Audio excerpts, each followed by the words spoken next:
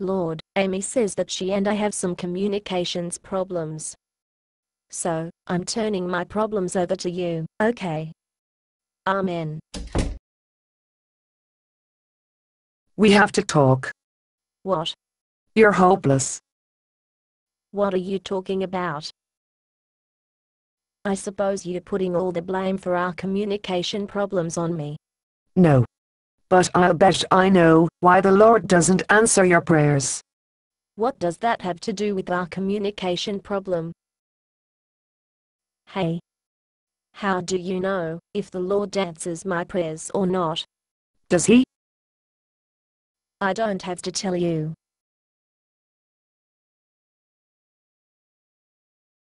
All right. I'm listening. This better not turn into a lecture. All right, how did you know that the Lord hasn't answered my prayers in months? I didn't. I knew it.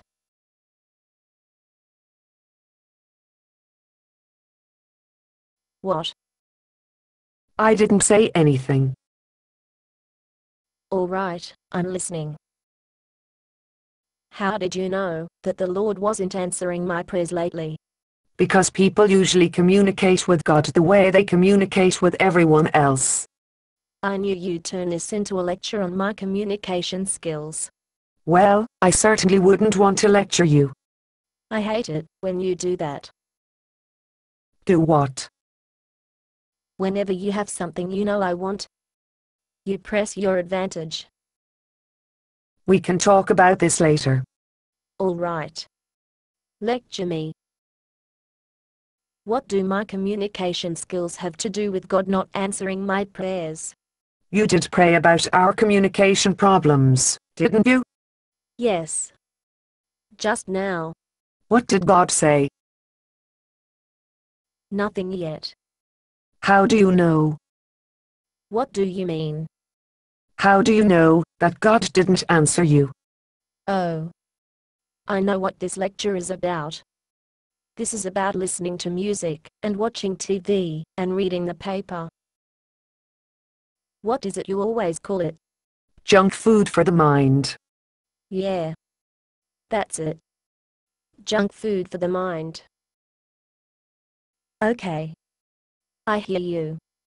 Good lecture. Thank you very much. Now tell me what junk food has to do with answered prayer. Maybe the Lord has been talking to you, and you haven't been listening. The Lord doesn't talk to people like that. How would you know? Have you ever just sat quietly and listened for the Lord's answer? Well, no. But But what? I hate to just sit quietly. Why? Why? Yes. Why do you hate to sit quietly? Because you're really getting a kick out of psychoanalyzing me, aren't you? You don't have to tell me. You can go on without getting any answers to your prayers. All right, I'll tell you. I hate to sit quietly, just doing nothing, because I start to think about things. What things? You know, things. Things I've done wrong. Maybe when those things come to mind, you should confess them to God. I suppose I could try that. But some of those things I've already confessed. And I still feel guilty about them. Maybe when you still feel guilty about them, you ought to share your guilty feelings with God. Oh. I suppose I could try that. But I also think about things I should be doing that I haven't started yet. Things you know the Lord wants you to do? Yeah. That's probably the crux of your problem with answered prayer. What is? Why would the Lord give you more instructions if you haven't followed his previous instructions? See, then I start feeling guilty about it.